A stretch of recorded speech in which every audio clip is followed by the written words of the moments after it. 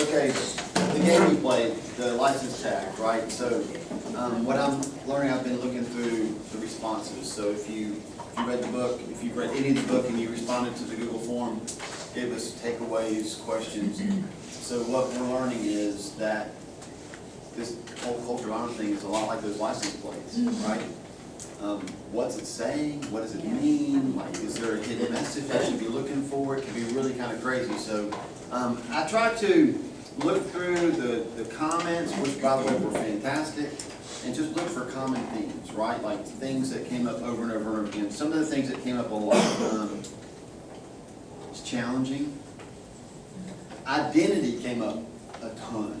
So did you notice that? Like it's so tied to, and I don't know where you are in the book, so I'm going to talk as if we've all read it, okay? And if you haven't read it yet, it'll just help you as you move forward in the book. Identity is huge, right? We talked about that last time. If we don't know who we are, we don't know how to act. So that came up a lot. You will not be surprised to know this, that the two most common parts of the book, one would be structuring gifts, right? So, God, what's that look like, right? And then how they handled a couple at the beginning of the book. I'm assuming most everybody probably read the first chapter, so just, I think everybody has the same reaction to that. It's like, I love that. I don't know if I would have done that. I don't know how to do that, right? But I love that. And so I guess the major points would be like structure, gifts, conflict resolution, identity. And so what I try to do is break it up like this. One, some of the comments were philosophical, right? Philosophical comments. Things like, what's an apostle? Do prophets have to wear certain types of clothing, right? Is everything changing? That came up, that was asked quite a bit, believe it or not. And I'm saying all this to make you feel better if you ask some of those questions. Because those are legitimate questions. When you read a book that talks about these 5 ministry gifts and like, top down, it's really easy to kind of go, I've never heard of this before. What's that look like? And is the church I know going to change it to a church that I don't know? Right? So let me just say this, so it just kind of sets you at ease. Well, first off, what I've learned about myself is I read stuff and I go, I love this book. But I'm only thinking about one thing, right? Like I read that book and went, I love how they treat each other. I love that. Never thinking about, again, Linda's helping us at a church learn how our person is, like how we're gifted. So I never in a million years read it and thought, oh, this is like people will read this and wonder if we're changing everything.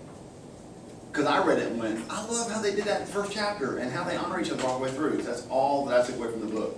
So if you are a structured person and you ask those kind of questions, thank you, because it helps me recognize, oh, like it's a big deal. Like that, I can see how that could be very unsettling. So to help you, because I can't answer those questions, but to set you at ease a little bit, let me tell you what we are going to do, because I think this book is so powerful. There's so much potential in the book. What does it look like for us? We don't fully understand. So what we're doing at an elder level is Linda's going to come over the next 8 months. And every month, we're going to work through there's a workbook that goes along with this book, and we're going to take the elders through that workbook, okay? And I've already, at our last elder meeting, we've already talked about this. I said, look, this is the place where we can read it and go, that's not us. That is us, right? So we're not trying to adopt some other church's model. I'm certainly not trying to do that. I just want to take this whole principle of honor. And how do we do that? The Bible says to outdo one another in showing honor. What does that look like in our church? So I'm not saying we can't talk about structured questions in here. I'm just saying that I think that happens at a spiritual leadership level, which is the elders in our church. And so we're going to take the time to do that. And we've told them that we're not in a hurry to do that. We're not going to rush through it. We want to just glean all we can from this book. Linda's already been through that workbook, and she's going to go through it a second time with us while we do it. So we just appreciate you doing that for us. One thing I wanted to make really, really clear on a philosophical level is that, and if I make these statements and you're like, I don't know why you're saying that, it's just because you didn't ask the questions. Our church believes the Bible is the absolute authority from God. period, right? So, if somebody were to walk in our church and say, I've got a word from the Lord, I'd say, tell me what it is.